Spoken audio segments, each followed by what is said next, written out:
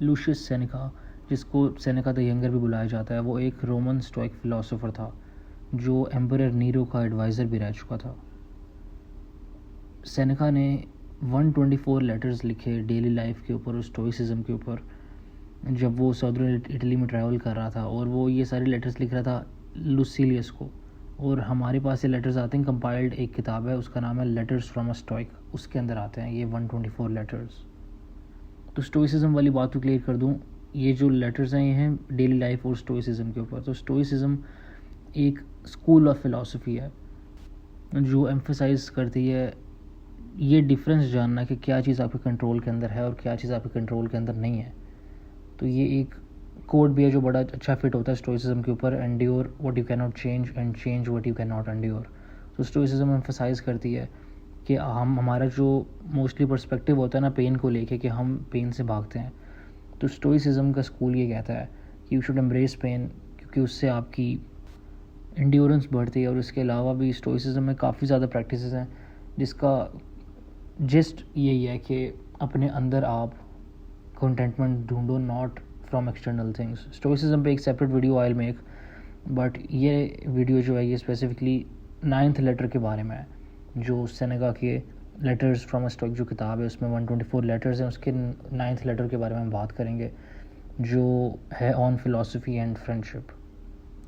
Seneca इस letter में बात करता है ह्यूमन कनेक्शन की और सेल्फ परसेप्शन की बात करता है।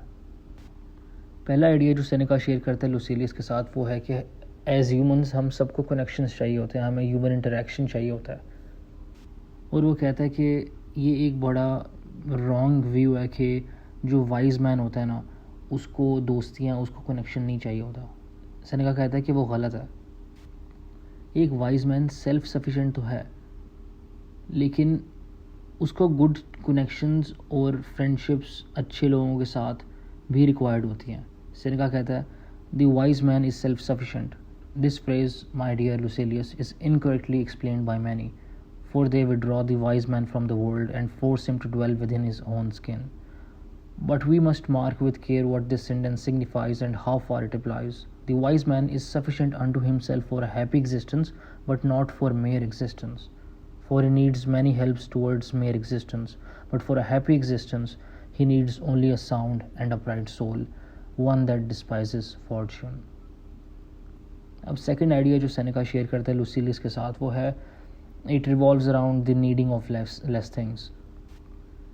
सेनेका जब कहता है डिस्पाइज फॉर्चून, अभी लास्ट जो मैंने कोट किया उसका लास्ट वर्ड्स ये थे कि वन दैट डिस्पाइजेस फॉर्चून, तो उसका वो जो पॉइंट है ना वो ये कि इस तरह अपने आप के अंदर आप कंटेंटमेंट ढूंढो कि आप हर चीज़ एक्सटर्नल चीज़ से आप अपने आप को डिटैच कर लो। लाइक लोग ढूंढते हैं contentment from buying material things, एक के बाद एक नया आईफोन आया उसको ख़रीद लिया, फिर भी वो खुश नहीं है, क्योंकि वो जिस चीज़ में ढूंढ रहे हैं एक्सटर्नल फैक्टर्स में, एक्सटर्नल चीज़ों में जो तसल्ली ढूंढ रहे हैं वो उनमें है नहीं।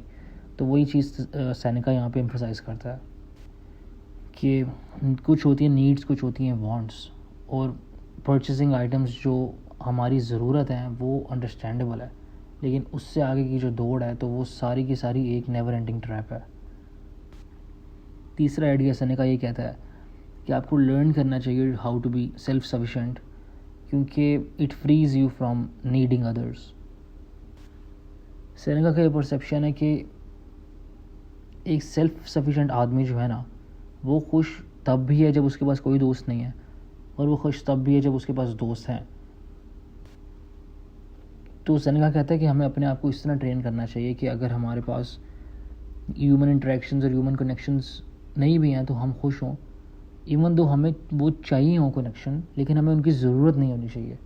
उसके बगैर भी आप खुश हो और वो हों आपकी ज़िंदगी में अच्छे दोस्त तो और बेहतर है, लेकिन उनकी चाह इतनी ज़्यादा नहीं होनी चाहिए कि उनकी नामौजूदगी में आपको उदासी हो।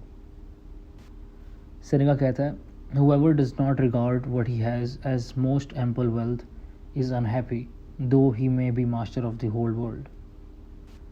आखिरी लेसन जो सेनेका अपने लेटर में देता है वो है कि you should feel grateful for whatever you have, और वो कहता है कि blessed is he who thinks he is blessed.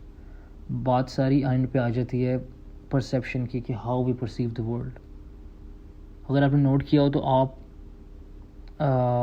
आपके जो घर में मेड अगर तो फिर यू माइट हैव नोटिस्ड कि उनके चेहरे पे यूजुअली हमेशा एक मुस्कुराहट होती है और वो मुतमईन होते हैं ज़िंदगी से। और वो यूजुअली जितने ज़्यादा आप बढ़ते रहते हो उस कैपिटलिस्ट सिस्टम में और जितने ज़्यादा आप भागते रहते हो मटेरियल चीज़ों के पीछे, तो वो पुरसुकूनी जो है ना, पुरसुकूनी, I don't know if that's a word, लेकिन वो एलिमेंट जो है ना वो ख़त्म होता रहता है, क्योंकि हमने इक्वेट कर दिया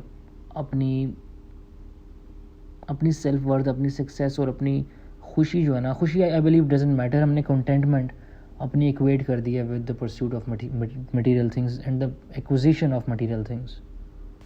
तो बात एंड पे सारी परसेप्शन की आ जाती है कि जो अपने अंदर झांकता है और अपने अंदर वो चीज़ तलाश करता है जो वो पूरी दुनिया में ढूंढा है, तो वही खुश है, वही पुरसुकून है, वही कामयाब है।